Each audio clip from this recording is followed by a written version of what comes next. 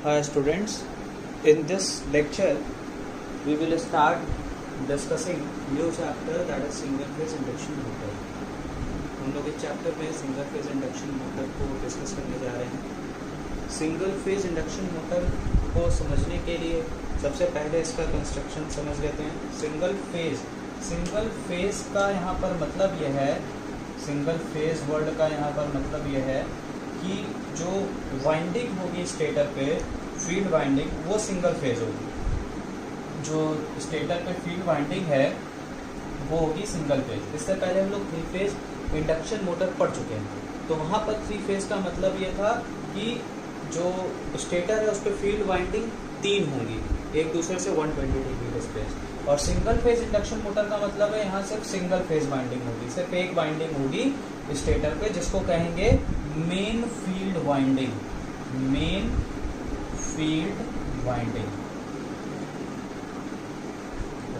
तो अब आते हैं कंस्ट्रक्शन पे। 2 पार्ट होगा इसका कंस्ट्रक्शन में। एक पार्ट होगा स्टेटर। स्टेटर का कंस्ट्रक्शन कुछ इस तरह से होगा, सिलेंड्रिकल शेप का स्टेटर होगा, जिसके पेरीफेरी पे स्लॉट्स होंगे, इस तरह से स्लॉट्स होंगे।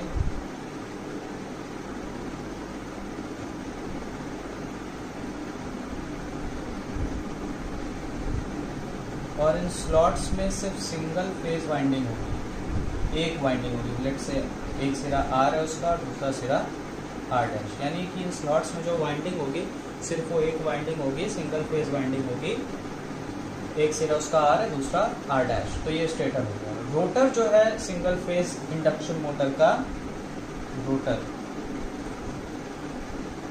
Rotor single phase induction motor का जो होगा वो सिर्फ एक तरह का है, वो है आपका स्क्विरल केज रोटर। सामने से देखने पर स्क्विरल केज रोटर कुछ इस तरह से दिखेगी। जो आप लोगों ने 3 फेज इंडक्शन मोटर में पढ़ा है स्क्विरल केज, वही रोटर यहाँ पर है। तो यहाँ पर सिर्फ एक स्क्विरल केज रोटर होगा बस। यहाँ पर वाउंड रोटर नहीं होता सिंगल फेज इंडक्शन मोटर में, सिर्फ स्क्विरल केज रोटर होता है। Squirrel cage rotor, squirrel cage rotor. तो ये बात हो गई कंस्ट्रक्शन की। कंस्ट्रक्शन में क्या होगा, स्टेटर में सिर्फ एक वाइंडिंग होगी, that is single phase winding. हमने बना लिया आर डैश, एक सिरा वाइंडिंग का आर है, दूसरा सिरा आर डैश है, और रोटर होगा सिर्फ स्क्विरल केज। ठीक है। अब स्टेटर पे इनपुट वोल्टेज अप्लाई होगा। वो वोल्टेज क्या होगा, क्योंकि ये सिंगल फेज इंडक्शन मोटर है तो इनपुट वोल्टेज क्या होगा, वो सिंगल फेज होगा। सिंगल फेज होने का मतलब क्या हुआ कि सिंगल फेज एसी वोल्टेज इस तरह से अप्लाई हुआ। एक हो गया फेज और दूसरा वायर हो गया न्यूट्रल।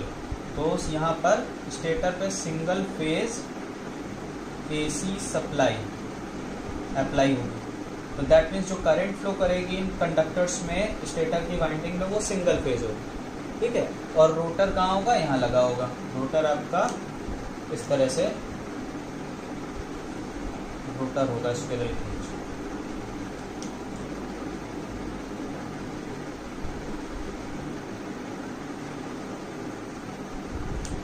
स्क्विरल केज होगा।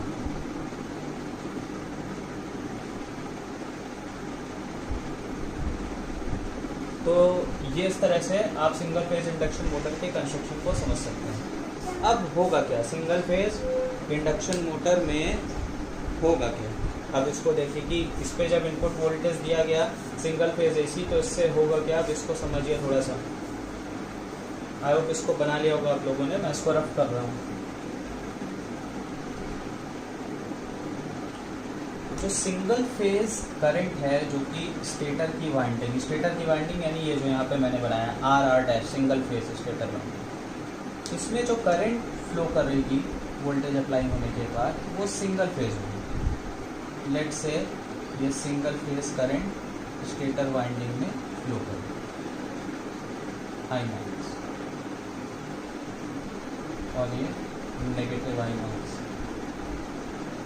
ये सिंगल फेज करंट फ्लो कर रही है। इसकी फ्रीक्वेंसी होगी, क्योंकि 50 हर्ट्ज जनरली फ्रीक्वेंसी हम लेके चलते हैं, तो 50 हर्ट्ज की फ्रीक्वेंसी की करंट फ्लो कर रही है, यानी इसका टाइम पीरियड होगा 0.02 second, 1/t time period, 1/50 second, ये इसका टाइम पीरियड। तो हाफ साइकिल में पॉजिटिव है करंट, नेक्स्ट हाफ साइकिल में नेगेटिव है। इसी तरह से हम आगे इसको बढ़ाते जाएं करंट को, तो नेक्स्ट हाफ साइकिल में फिर से पॉजिटिव, फिर नेक्स्ट हाफ साइकिल में फिर से नेगेटिव। तो इस तरह से करंट की जो पोलैरिटी है इस वाइंडिंग में वो चेंज होती रहेगी। कहने का मतलब क्या है, मान लीजिए कि किसी इंस्टेंट पे करंट बोर्ड से बाहर निकल रही, तो दूसरे सिरे पे करंट बोर्ड से अंदर की तरफ जा रही होगी। अगले ही इंस्टेंट पे यहाँ पर पोलैरिटी बदल जाएगी, यहाँ क्रॉस पोलैरिटी आ जाएगी, यहाँ पर डॉट पोलैरिटी आ जाएगी। फिर अगले ही इंस्टेंट पे यहाँ पर फिर से करंट की डायरेक्शन रिवर्स, डॉट, यहाँ पर फिर से क्रॉस। फिर अगले ही सेकंड में यहाँ पर करंट की पोलैरिटी रिवर्स, यहाँ बोर्ड से अंदर की ओर जा रही होगी, तो यहाँ बोर्ड से बाहर की तरफ आ रही होगी। आई होप आप लोग समझ रहे होंगे कि इस सिंगल फेज वाइंडिंग में करंट की डायरेक्शन लगातार बदल रही होगी, कभी बोर्ड से अंदर की तरफ, दूसरे सिरे पे बोर्ड से बाहर की तरफ, अगले इंस्टेंट पे यहाँ डॉट पोलैरिटी, यहाँ क्रॉस पोलैरिटी, फिर अगले इंस्टेंट पे फिर से यहाँ क्रॉस, यहाँ डॉट। तो this will keep on changing.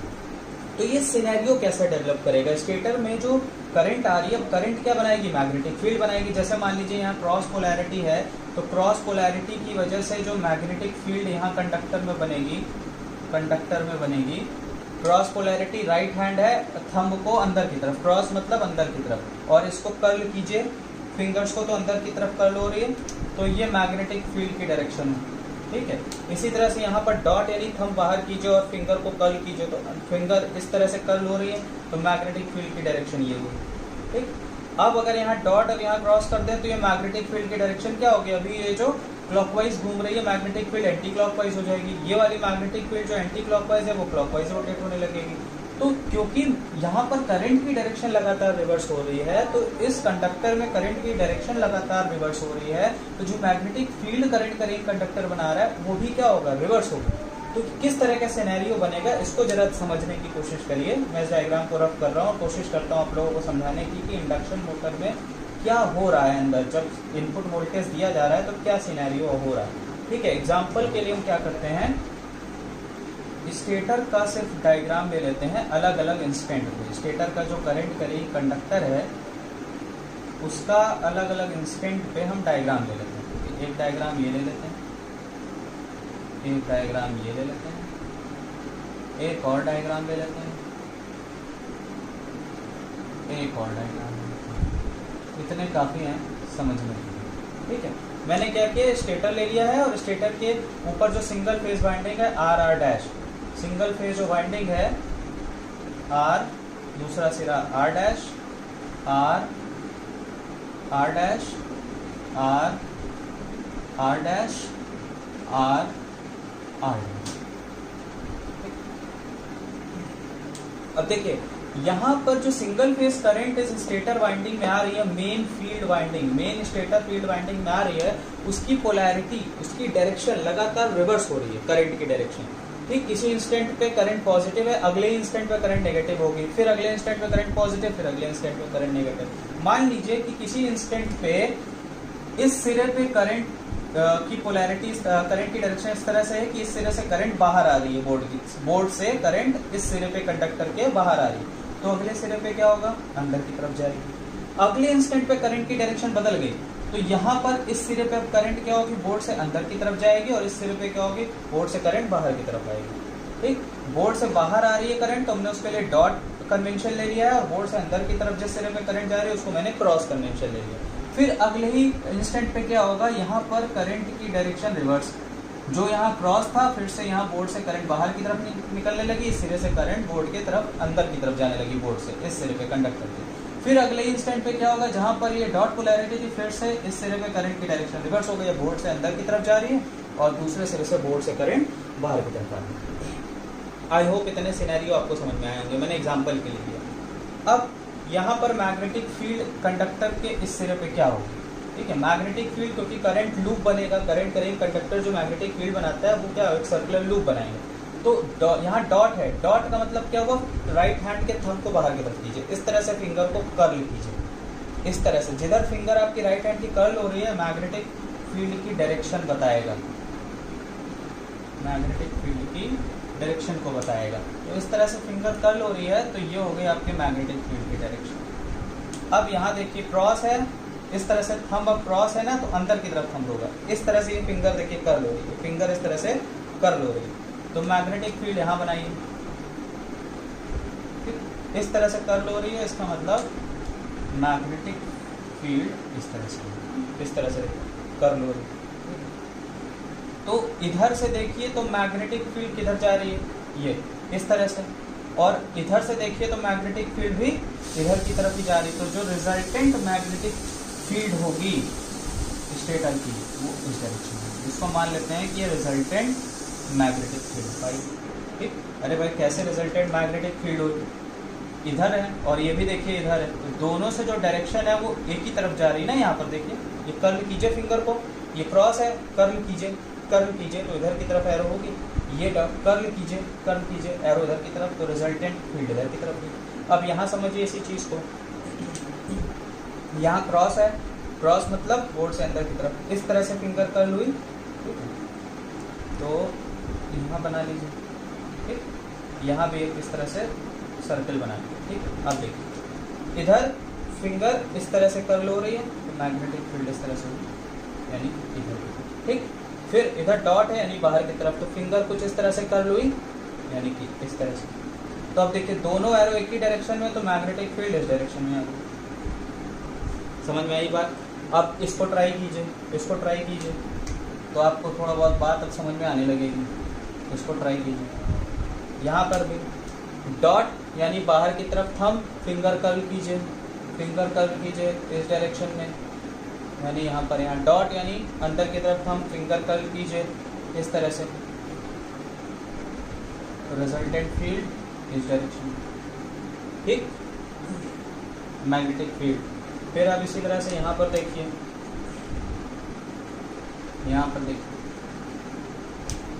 Cross that means this, dot मतलब बाहर की तरफ, क्रॉस मतलब इधर, डॉट मतलब बाहर की तरफ, यानी दिस, तो फील्ड की डायरेक्शन क्या होगी, फिर से इधर आ गई। तो अब इन 4 सिनेरियोज को देखिए, सिर्फ मैंने 4 एग्जांपल लिए हैं। ये एक इंस्टेंट है, फील्ड की डायरेक्शन किधर है, आप देखिए इधर है, राइट हैंड साइड। अगले इंस्टेंट पे फील्ड रोटेट होके लेफ्ट हैंड साइड आ गई, फिर राइट हैंड साइड, फिर लेफ्ट हैंड साइड। यानी ये जो मैग्नेटिक फील्ड है ये लगातार अपनी डायरेक्शन को रिवर्स कर रहा है, बदल रहा है। एक बार मैग्नेटिक फील्ड इस डायरेक्शन में, अगले इंस्टेंट पे इस डायरेक्शन में, फिर इस डायरेक्शन में, फिर अगले इंस्टेंट पे इस डायरेक्शन में। इस नेचर को कहते हैं पल्सेटिंग मैग्नेटिक फील्ड। क्या कहते हैं? Pulsating magnetic field, pulsating magnetic field. तो यहाँ ये मैग्नेटिक फील्ड जो स्टेटर की वाइंडिंग प्रोड्यूस कर रही है उसका नेचर क्या है? पल्सेटिंग। पल्सेटिंग को आप अल्टरनेटिंग भी कह सकते हैं, ठीक है। पल्सेटिंग को क्या कह सकते हैं? अल्टरनेटिंग भी कह सकते हैं। तो एक पल्सेटिंग मैग्नेटिक फील्ड है जिसकी डायरेक्शन लगातार रिवर्स हो रही है। मतलब कहने का क्या, किसी इंस्टेंट पे ये तो अगले इंस्टेंट पे डायरेक्शन पलट के हो गई, इस इंस्टेंट पे फिर से पलट के, फिर से अगले इंस्टेंट पे ये, फिर अगले इंस्टेंट पे ये। तो ये मैग्नेटिक फील्ड प्रॉपर्ली रोटेट नहीं कर रही है। 3 फेज इंडक्शन मोटर में क्या है कि इसी फील्ड को हम देखेंगे तो ये प्रॉपर्ली रोटेट करेगी, ऐसे क्लॉकवाइज, इस तरह से जैसे मैं ये मार्कर मूव करा रहा हूँ ऐसे ही मैग्नेटिक फील्ड मूव करेगी 3 फेज इंडक्शन मोटर में, ठीक है। लेकिन यहाँ पर इसका नेचर अलग है। यहाँ पे नेचर क्या है? ये है मैग्नेटिक फील्ड, अगले ही इंस्टेंट पे मैग्नेटिक फील्ड की डायरेक्शन रिवर्स, फिर नेक्स्ट इंस्टेंट पे मैग्नेटिक फील्ड फिर से उसी डायरेक्शन, फिर अगले इंस्टेंट पे। तो ये प्रॉपर्ली रोटेट नहीं कर रही। तो जब ये प्रॉपर्ली रोटेट नहीं करेगी मैग्नेटिक फील्ड, तो जो रोटर है इंडक्शन मोटर का, सिंगल फेज इंडक्शन मोटर का जो रोटर है, स्क्विरल केज रोटर, ये स्क्विरल केज रोटर, ये फिनोमिना क्या है इंडक्शन मोटर का? जब ये मैग्नेटिक फील्ड रोटर के कंडक्टर्स को कट करेगी तो रोटर के कंडक्टर्स में ईएमएफ आएगा। तो रोटर के कंडक्टर्स यील्ड रिंग्स के थ्रू शॉर्ट सर्किटेड होते हैं, तो करंट फ्लो करती है कंडक्टर में, कॉपर के वायर्स में, जिसके वजह से एक टॉर्क प्रोड्यूस होती है, ठीक है। वो टॉर्क इसको रोटेट कराती है, ठीक। अब टॉर्क जो प्रोड्यूस हो रही थी इंडक्शन मोटर में, उसकी डायरेक्शन क्या थी? वो डायरेक्शन थी जिस डायरेक्शन में मैग्नेटिक फील्ड रोटेट कर रही थी उसी डायरेक्शन में रोटर रोटेट कर रहा था, ठीक। अब यहाँ पर सिनेरियो क्या है? देखिए सिनेरियो क्या है यहाँ पे? यहाँ पे सिनेरियो ये है कि ये मैग्नेटिक फील्ड रोटेट कर ही नहीं रही है, ये अपने डायरेक्शन को रिवर्स करती जा रही है, पल्सेट कर रही है मैग्नेटिक फील्ड। तो जो रोटर है उसके पास एक डायलिमा हो गई। अब उसको परेशानी क्या हो गई, मान लीजिए कि एक इंस्टेंट पे मैग्नेटिक फील्ड इस डायरेक्शन में क्लॉकवाइज, ठीक है, तो रोटर के कंडक्टर्स यानी जो टॉर्क प्रोड्यूस हुई यहाँ पर, मान लीजिए इस डायरेक्शन में किसी इंस्टेंट पे मैग्नेटिक फील्ड है, इस मैग्नेटिक फील्ड के अकॉर्डिंग ये रोटर इसकी डायरेक्शन में घूमने के लिए कोशिश किया, घूमने की कोशिश किया। अगले ही इंस्टेंट पे मैग्नेटिक फील्ड जो इधर की तरफ थी, अब ये मैग्नेटिक फील्ड की डायरेक्शन फिर इधर हो गई। तो फिर ये रोटर क्या करेगा, अब रोटर इस मैग्नेटिक फील्ड की डायरेक्शन में कोशिश करेगा घूमने की। क्यों कोशिश कर रहा है घूमने की, मैंने आपको समझाया था लेंज लॉ, क्योंकि टॉर्क यहाँ पर इफेक्ट है और कॉज क्या है, फ्लक्स कटिंग एक्शन। तो फ्लक्स कटिंग एक्शन को मिनिमाइज करने के लिए रोटर फॉलो करता है डायरेक्शन ऑफ मैग्नेटिक फील्ड, ठीक। तो यहाँ पर मैग्नेटिक फील्ड का नेचर क्या है, किसी पर्टिकुलर इंस्टेंट पर मैग्नेटिक फील्ड से क्लॉकवाइज है, तो ये रोटर क्लॉकवाइज डायरेक्शन में रोटेट करेगा, रिस्पॉन्ड करेगा। क्लॉकवाइज डायरेक्शन में टॉर्क प्रोड्यूस हुई, रिस्पॉन्ड किया इसने, ये घूमने की कोशिश किया क्लॉकवाइज रोटर, लेकिन अगले ही इंस्टेंट पे मैग्नेटिक फील्ड एंटी क्लॉकवाइज हो गई। देखिए यहाँ पे, ठीक, डायरेक्शन रिवर्स हो गई, मैग्नेटिक फील्ड घूम गई। जब मैग्नेटिक फील्ड घूम गई तो रोटर को इसको रिस्पॉन्ड करना है, तो अब ये रोटर इसकी डायरेक्शन में घूमने की कोशिश कर ही रहा है, फिर से मैग्नेटिक फील्ड इस डायरेक्शन में हो गई। तो यहाँ मैग्नेटिक फील्ड क्या है, चेंज हो रही है। मैग्नेटिक फील्ड इस डायरेक्शन में है, अगले इंस्टेंट में मैग्नेटिक फील्ड इस डायरेक्शन में आ गई, फिर अगले इंस्टेंट में मैग्नेटिक फील्ड इस डायरेक्शन में, फिर अगले इंस्टेंट में इस डायरेक्शन में। तो रोटर को एक रोटेटिंग मैग्नेटिक फील्ड नहीं मिल पा रही है, तो रोटर क्या इस तरह से जाम हो जाएगा, घूमेगा ही नहीं रोटर। रोटर क्या होगा, जाम हो गया, क्योंकि रोटर की अपनी इनर्शिया भी है और ये मैग्नेटिक फील्ड बहुत रैपिडली चेंज हो रही है। फ्रीक्वेंसी 50 हर्ट्ज है, यानी एक सेकंड में 100 बार पॉजिटिव 100 बार नेगेटिव, ठीक है। तो इस तरह से रोटर रिस्पॉन्ड ही नहीं कर पाएगा स्ट्रिक्टली मैग्नेटिक फील्ड को, रैपिडली चेंजिंग मैग्नेटिक फील्ड को। इसलिए जो रोटर है सिंगल फेज इंडक्शन मोटर का, वो स्टेशनरी रहता है। क्या रहता है, स्टेशनरी रहता है, stationery,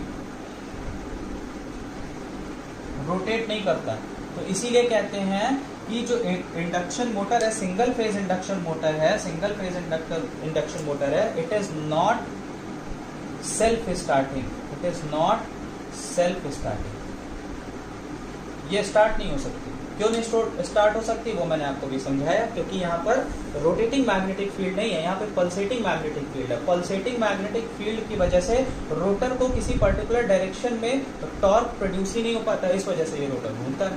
that is why single phase induction motor is not self starting. तो ये सेल्फ स्टार्टिंग नहीं है, इसको हमें सेल्फ स्टार्ट बनाना पड़ेगा, ठीक है।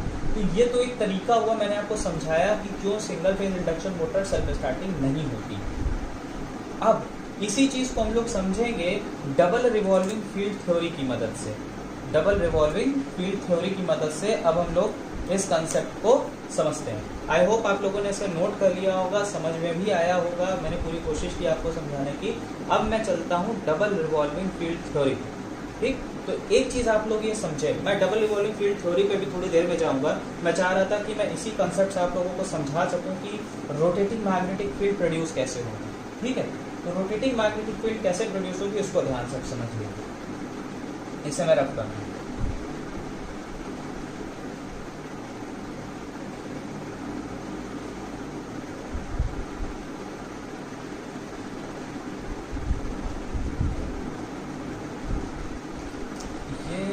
स्टेटर है सिंगल फेज इंडक्शन मोटर का। यहाँ पर एक वाइंडिंग जो पहले से लगी थी, main field winding, main stator field winding R dash, ठीक, ओके। इससे 90 डिग्री इन स्पेस, मतलब 90 डिग्री इन स्पेस हमने एक और वाइंडिंग लगा दी मोटर में ही, स्टेटर पे 90 डिग्री पे इन स्पेस एक अलग से वाइंडिंग लगा दी। मान लीजिए इसको नाम दे दिया Y, दूसरा सिरा Y डैश, ठीक। पहले सिर्फ एक वाइंडिंग थी, अब क्या हो गई, दो वाइंडिंग हो गई, ठीक है। अब इसको कुछ इस तरह से समझिए, इलेक्ट्रिकल कनेक्शन के फॉर्म में मैं आपको बताता हूँ। मान लीजिए पहले ये एक वाइंडिंग थी सिंगल फेज इंडक्शन मोटर, ये इसका सर्किट डायग्राम मान लीजिए सिंगल फेज इंडक्शन मोटर का। Input AC voltage single phase, single current जा रही थी, सिंगल वाइंडिंग थी। यहाँ पर बीच में बना लीजिए रोटर, ये आपका रोटर हो गया, स्क्विरल केज रोटर। अब क्या किया कि यहाँ से हमने 90 डिग्री पे एक अलग से वाइंडिंग लगा दी मोटर, ठीक। तो अब ये करंट देखिए दो भाग में स्प्लिट हो गई। एक करंट इधर गई जो पहले से वाइंडिंग लगी थी, मेन वाइंडिंग की करंट, उसको IM नाम दे दिया हमने, ठीक। दूसरी इस पाथ में करंट डिवाइड हुई, इस पाथ में करंट को मान लीजिए हमने IST यानी स्टार्टिंग करंट नाम दे दिया, क्योंकि ये वाइंडिंग हमने लगाई है, ये ऑक्सिलरी वाइंडिंग है। पहले से एक वाइंडिंग थी, हमने एक और वाइंडिंग लगा दी सिर्फ मोटर को सेल्फ स्टार्ट बनाने के लिए, तो इस वाइंडिंग को स्टार्टिंग वाइंडिंग या ऑक्सिलरी वाइंडिंग भी कहते हैं, ठीक है। तो इसको हमने IST से डिनोट कर दिया। तो अब देखिए कंसेप्ट यहाँ क्या लगा, कंसेप्ट यहाँ ये लगा कि हमने एक वाइंडिंग तो पहले से मौजूद थी, उस पर 90 डिग्री पे एक और वाइंडिंग बांध दी, जिस वजह से single phase current two phase current में स्प्लिट हो गई। मेरी बात ध्यान से सुनिए, अभी तक मोटर में सिर्फ एक वाइंडिंग थी, सिंगल फेज करंट फ्लो कर रही थी। मोटर को स्टार्ट करने के लिए इस वाइंडिंग से स्पेस में मोटर के स्टेटर पे 90 डिग्री पे एक और वाइंडिंग बांध दी, यहाँ पे हमने इसको लगा दिया। तो अब ये single phase current two phase current में स्प्लिट हो गई, single phase current two phase current में स्प्लिट हो गई। दूसरी बात ध्यान से समझिए, यहां पर वाइंडिंग्स के बीच में स्पेस में एंगल 90 डिग्री है, यानी फिजिकली ये वाइंडिंग 90 डिग्री पे डिस्प्लेस करके बांधी गई। लेकिन यहां पर एक ये वाइंडिंग है, इसमें रिएक्टेंस होगा, इंडक्टिव रिएक्टेंस। यहां पर एक वाइंडिंग है, इसमें भी इंडक्टिव रिएक्टेंस होगा। यहाँ पर जो नंबर ऑफ टर्न है मेन वाइंडिंग में वो ज्यादा होते हैं, और जो number of turn auxiliary winding में उसमें कम होते हैं। तो ना तो ये वाइंडिंग प्योरली इंडक्टिव होगी, ना तो ये वाइंडिंग प्योरली इंडक्टिव होगी। तो इसलिए इन दोनों वाइंडिंग के बीच में जो फेज डिस्प्लेसमेंट होगा, मेरी बात ध्यान से समझिए, वोल्टेज अप्लाई हुआ मोटर पे कैपिटल V, मेन वाइंडिंग में मान लेते हैं ये प्योरली इंडक्टिव कॉइल है, मान लिया ये प्योरली इंडक्टिव कॉइल है, ठीक है, मान लिया। तो ये 90 डिग्री वोल्टेज से IM जो करंट है वो लैग करेगा, ठीक।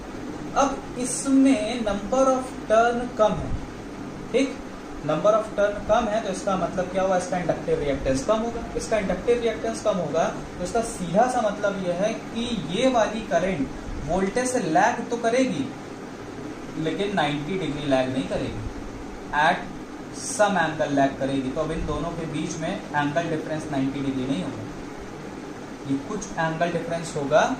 मान लीजिए वो एंगल डिफरेंस थीटा है इन दोनों करंट में, और इनका जो रिजल्टेंट है वो होगा मेन करंट, ये जो आ रही, ठीक है।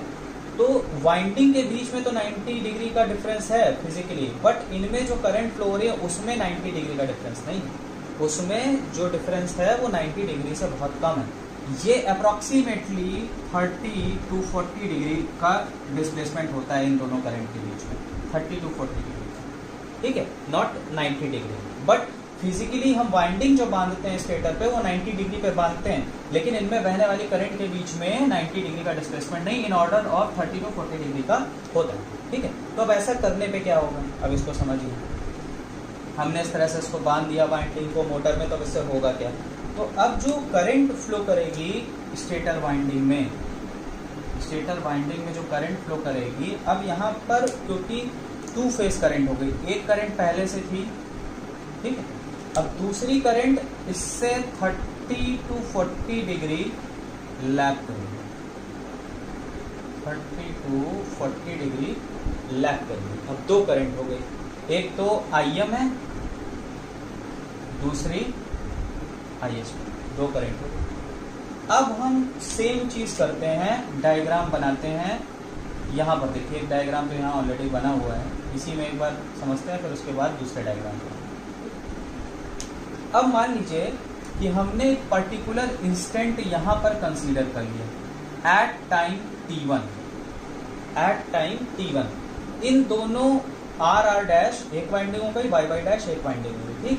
तो R डैश और Y डैश वाइंडिंग में करंट की क्या डायरेक्शन होगी, देखिए इस इंस्टेंट पे IM किस में है, R डैश में फ्लो हो रही है, ये करंट पॉजिटिव है जो R डैश में फ्लो कर रही है। इसी पर्टिकुलर टाइम पे ये करंट है जो कि स्टार्टिंग वाइंडिंग में जा रही है, यानी Y डैश में जा रही है, इसमें करंट नेगेटिव है। यानी सेम टाइम पे मेन वाइंडिंग में करंट पॉजिटिव है और स्टार्टिंग वाइंडिंग में करंट नेगेटिव है।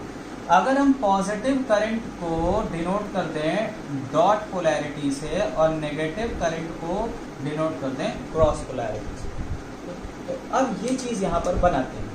ठीक, इस पर्टिकुलर टाइम पे यहाँ पर करंट है पॉजिटिव और इसमें करंट है नेगेटिव।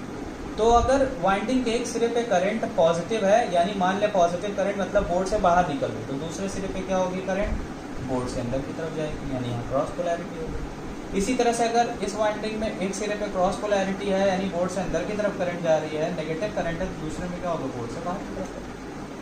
ठीक, आई होप मेरी बात आप लोग समझ रहे होंगे। अब हम क्या करते हैं कि डॉट पोलैरिटी को एक साथ इनसर्किल कर लेते हैं और क्रॉस पोलैरिटी को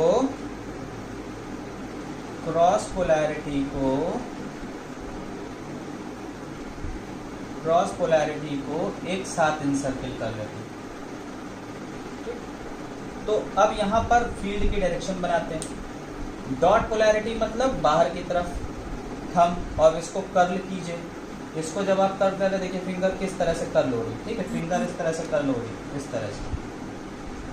ठीक, क्रॉस पोलैरिटी मतलब अंदर की तरफ थंब, देखिए इस तरह से फिंगर कर्ल हो रही है,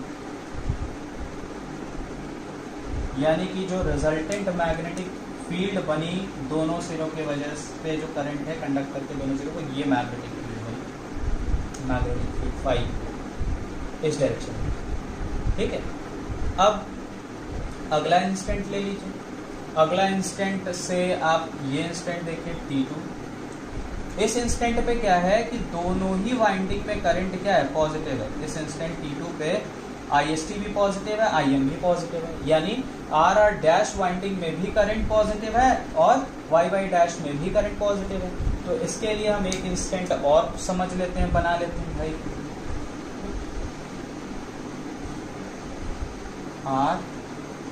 R डैश Y डैश। ठीक, तो यहाँ पर भी करंट पॉजिटिव है, यहाँ पर भी करंट पॉजिटिव है।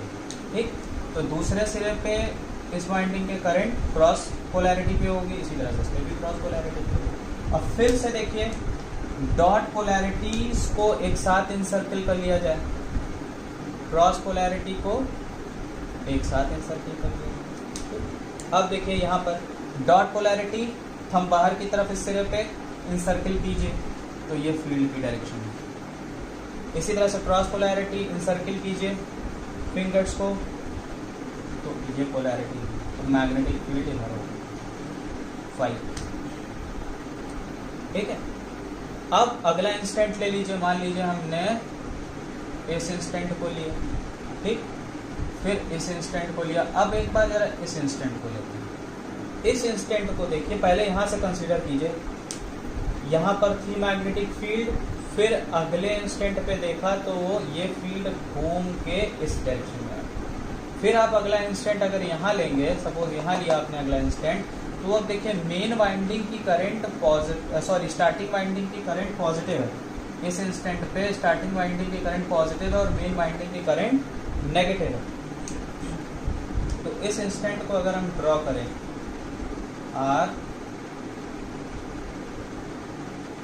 R डैश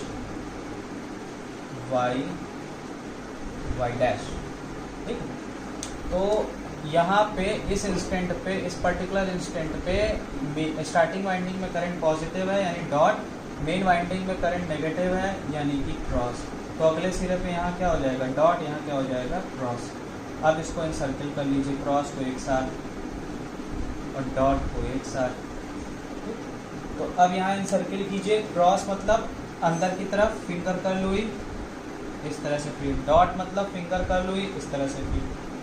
तो मैग्नेटिक फील्ड किधर आ गई। अब यहाँ से देखिए, यहाँ से क्लॉकवाइज फील्ड इधर पहुंची, रोटेट होके फिर अगले इंस्टेंट पे इधर पहुंची। आप और इंस्टेंट लेंगे तो ये फील्ड फिर से इस डायरेक्शन में आएगी, फिर से इस डायरेक्शन में आएगी। तो अब आप इस चीज को फील कीजिए कि अब मैग्नेटिक फील्ड पल्सेट नहीं कर रही, अब मैग्नेटिक फील्ड रोटेट कर रही है। ठीक, अब मैग्नेटिक फील्ड रोटेट कर रही है।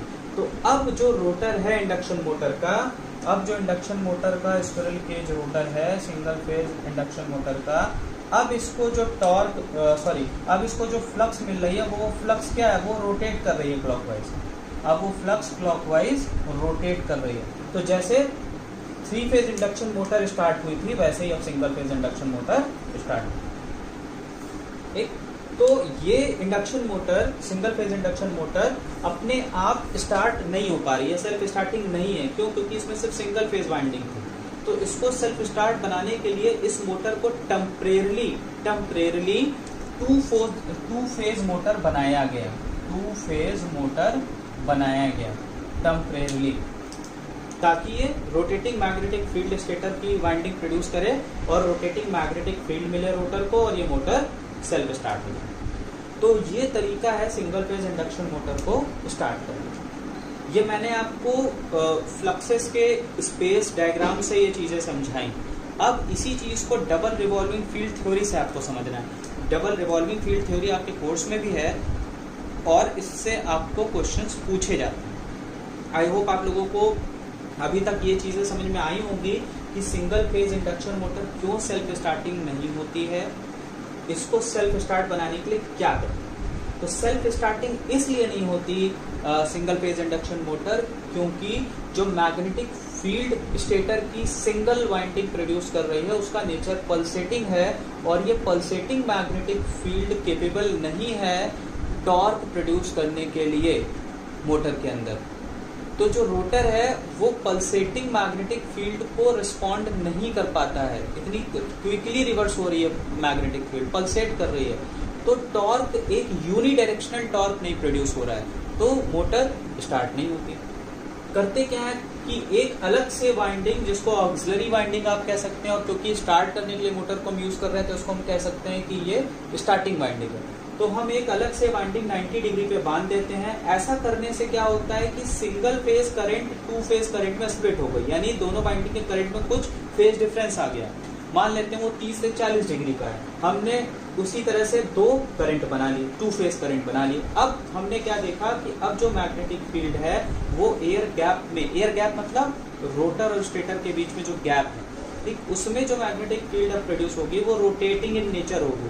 तो अब इंडक्शन मोटर के रोटर को जो टॉर्क मिलेगा वो यूनिडायरेक्शनल मिलेगा। अब ये क्लॉकवाइज डायरेक्शन में फ्लक्स रोटेट कर रही है, तो इसमें जो इफेक्ट है वो टॉर्क है, कॉज जो ये फ्लक्स कटिंग एक्शन है इसको अपोज करने के लिए ये रोटर घूमने लगेगा क्लॉकवाइज डायरेक्शन, ठीक है। और अगर हम कनेक्शंस को रिवर्स कर दें तो ये फील्ड नेगेटिव डायरेक्शन यानी एंटी क्लॉकवाइज घूमने लगेगी, तो ये रोटर भी एंटी क्लॉकवाइज घूमने लगेगा। तो ये बात हो गई आपके सिंगल फेज इंडक्शन मोटर की सेल्फ स्टार्टिंग क्यों नहीं होता, इसको सेल्फ स्टार्ट कैसे बनाया जाता है। अब हम लोग चलते हैं डबल रिवॉल्विंग फील्ड थ्योरी को, जो कि इंपॉर्टेंट है, सेमेस्टर्स में आया हुआ।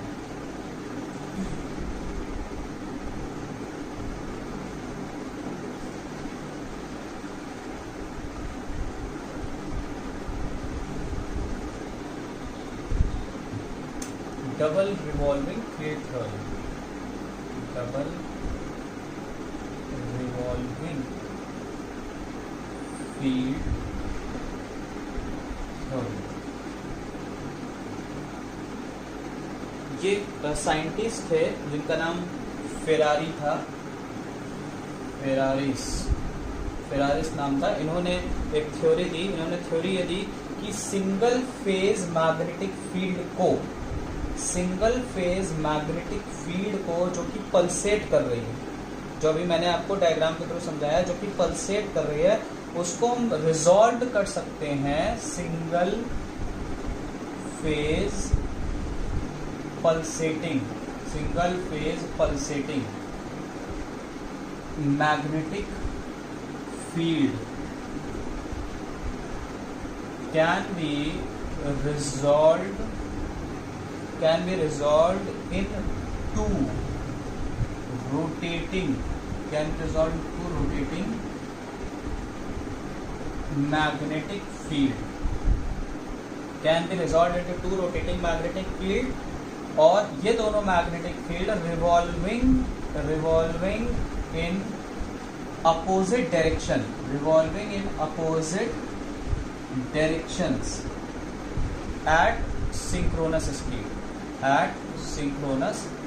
speed, एक single phase pulsating magnetic field को दो रोटेटिंग मैग्नेटिक फील्ड में रिजॉल्व कर सकते हैं revolving in opposite directions at synchronous speed and इन दोनों मैग्नेटिक फील्ड का मैग्नीट्यूड क्या होगा हाफ मैग्नीट्यूड होगा। दोनों मैग्नेटिक फील्ड जो अपोजिट डायरेक्शन में रिवॉल्व करेंगे उनका जो मैग्नेटिक फील्ड है वो उनका जो एम्पलीट्यूड है मैग्नीट्यूड है वो क्या होगा हाफ होगा। अब मान लीजिए कि सिंगल फेज मैग्नेटिक फील्ड को हमने रिप्रेजेंट कर दिया क्योंकि साइनसोइडल मैग्नेटिक फील्ड है इसलिए B max sine omega T, क्योंकि जो करंट है वो I max sine omega T है तो जो मैग्नेटिक फील्ड बनेगी वो भी B max sine omega T. यहाँ पर एक चीज और जोड़ दी हमने कॉस एल्फा। ठीक, ये बी मैक्स क्या है मैग्नेटिक फील्ड का मैक्सिमम एम्पलीट्यूड है। ओमेगा टी क्या है ओमेगा क्या है angular velocity.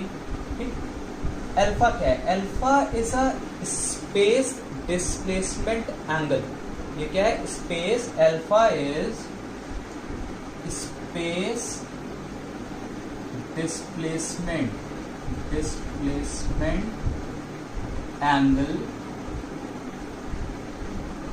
measured from the axis of stator winding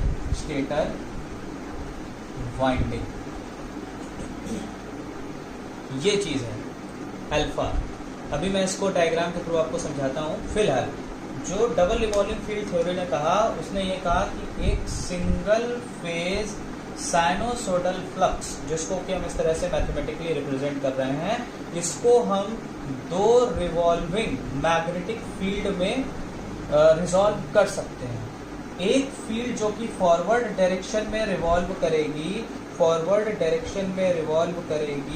उसको मान लीजिए हमने नाम दे दिया क्लॉकवाइज डायरेक्शन में जो रिवॉल्व करेगी उसको हमने दे दिया नाम फॉरवर्ड फील्ड और जो अपोजिट डायरेक्शन में रिवॉल्व करेगी उसको नाम दे दिया बैकवर्ड फील्ड। तो डबल रिवॉल्विंग थ्योरी में बस इतना सा बताया कि हम एक साइनोसोडल फ्लक्स को जो कि पल्सेटिंग नेचर में है इसको टू रिवॉल्विंग मैग्नेटिक फील्ड में हम रिजॉल्व कर सकते हैं। एक जो कि फॉरवर्ड डायरेक्शन में रोटेट करेगी से क्लॉकवाइज और एक बैकवर्ड डायरेक्शन में रोटेट करेगी रिवॉल्व करेगी से एंटी क्लॉकवाइज। दोनों के रेवोल्यूशन की स्पीड रोटेट करने की स्पीड सेम होगी वो होगी सिंक्रोनस स्पीड। बट ये जो फॉरवर्ड फील्ड है और बैकवर्ड फील्ड है इनका जो एम्पलीट्यूड होगा इक्वल होगा बट इसका आधा होगा, मतलब इसका एम्पलीट्यूड भी बी मैक्स बाई 2 होगा और इस फील्ड का मैग्नीट्यूड भी बी मैक्स बाई 2। ये डबल रिवॉल्विंग फील्ड थ्योरी ने कहा।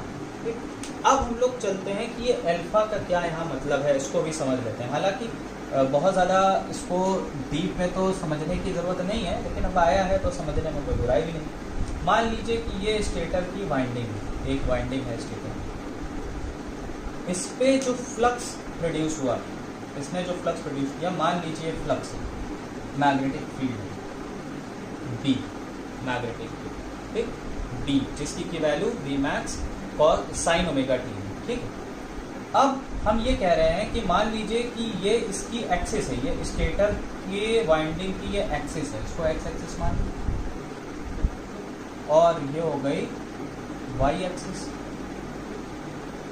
अब ये मैग्नेटिक फील्ड का नेचर क्या पल्सेटिंग। ठीक है, मान लीजिए कि ये मैग्नेटिक फील्ड से रोटेटिंग हो गई, ये मैग्नेटिक फील्ड मान लीजिए रोटेटिंग हो गई तो किसी इंस्टेंट पे ये मैग्नेटिक फील्ड मान लीजिए इस पोजीशन पे है, मान लीजिए इस पोजीशन पे ये मैग्नेटिक फील्ड है, इसको नाम देते हैं P1। तो ये जो फिक्स्ड एक्सिस है स्टेटर की एक्स एक्सिस, इससे ये जो एंगल डिस्प्लेस्ड हुआ ये एंगल है अल्फा। स्पेस में जो एंगल डिस्प्लेस्ड हुआ ये है अल्फा। तो अब यहाँ क्या कहा जा रहा है डबल रिवॉल्विंग फील्ड थ्योरी में कि इस मैग्नेटिक फील्ड के दो कंपोनेंट रिजॉल्व किए जाते हैं। एक जो क्लॉकवाइज डायरेक्शन में रोटेट कर रहा है इसको हम फॉरवर्ड फील्ड नाम दे देते हैं, एक जो एंटी क्लॉकवाइज रोटेट कर रहा है उसको नाम दे देते हैं हम बैकवर्ड फील्ड। ठीक, एक जो क्लॉकवाइज डायरेक्शन में रोटेट कर रहा है, एक जो एंटी क्लॉकवाइज डायरेक्शन में रोटेट कर रहा है। इस मैग्नेटिक फील्ड की बात हो रही है। इस मैग्नेटिक फील्ड को हम दो रिजॉल्विंग कंपोनेंट में रिजॉल्व कर सकते हैं, रोटेटिंग कंपोनेंट्स में, एक जो कि एंटी क्लॉकवाइज, एक जो कि क्लॉकवाइज। यहां से इसका एंगल मान लीजिए अल्फा है। बात तो समझे? यानी किसी पर्टिकुलर इंस्टेंट पे ये मैग्नेटिक फील्ड कहीं है, तो इसकी जो फिक्स्ड एक्सिस एक्स एक्सिस है, स्टेटर की वाइंडिंग की एक्सिस है, यहां से जो एंगल मेजरमेंट हो रहा है उस पर्टिकुलर पोजीशन के लिए, that is space displacement angle. बात आई होप आपको समझ में आ गई। चलिए अब चलते हैं मैथमेटिक्स पे, जो डबल रिवॉल्विंग फील्ड थ्योरी की मैथमेटिक्स है उस पे चलते हैं। ओके, इसको मैं रख करता हूँ।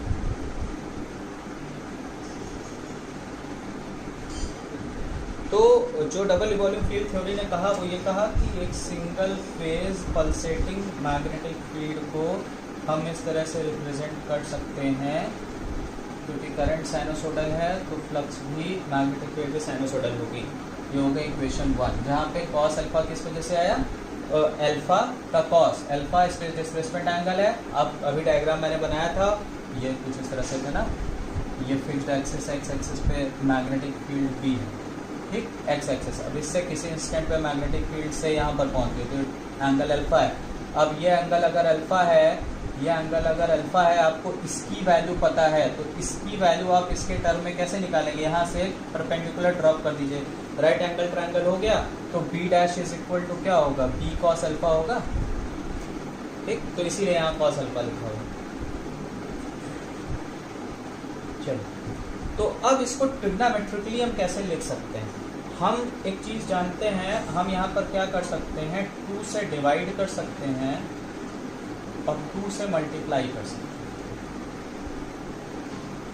2 से डिवाइड कर सकते हैं, 2 से मल्टीप्लाई कर सकते हैं। तो ये क्या हो गया, 2 sine A sine B, 2 sine A sine B, sorry cos B, 2 sine A cos B. इसका फॉर्मूला क्या होता है, 2 साइन ए कॉस बी का इसका फॉर्मूला होता है साइन ए माइनस बी प्लस साइन ए प्लस बी, ये फॉर्मूला।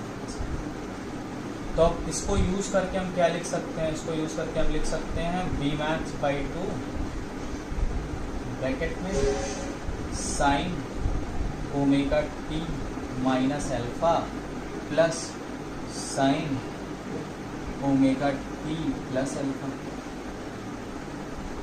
या इसको आप लिख सकते हैं B max by 2 sine omega T minus alpha plus D max by 2 sine omega T plus alpha.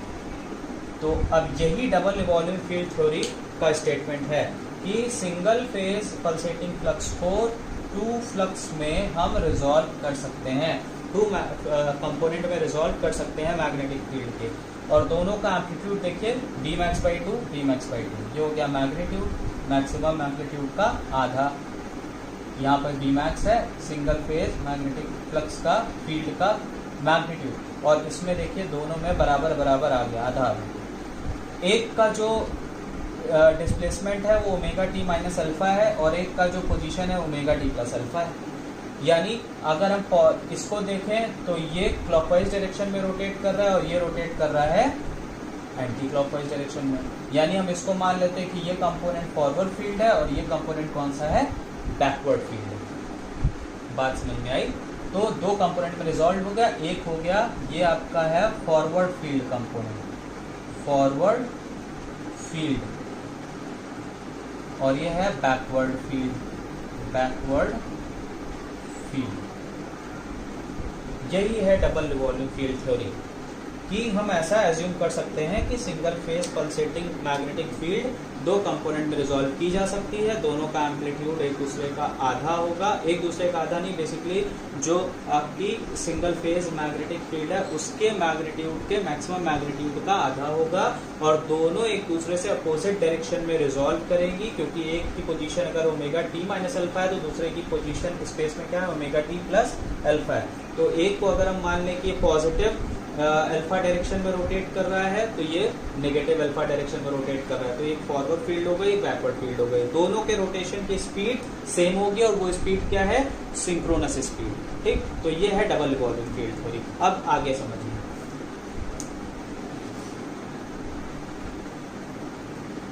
ठीक, तो इसको दो कंपोनेंट में रिजॉल्व कर दिया गया, एक हो गई फॉरवर्ड फील्ड, दूसरी हो गई बैकवर्ड फील्ड। ठीक, अब ये दोनों फील्ड, जिसका ये मैथमेटिकल एक्सप्रेशन लिखा हुआ है, ठीक, अब ये दोनों फील्ड क्या करेंगे, टॉर्क प्रोड्यूस करेंगे। मान लीजिए इस फील्ड ने टॉर्क प्रोड्यूस की TF, इस फील्ड ने टॉर्क प्रोड्यूस की TB।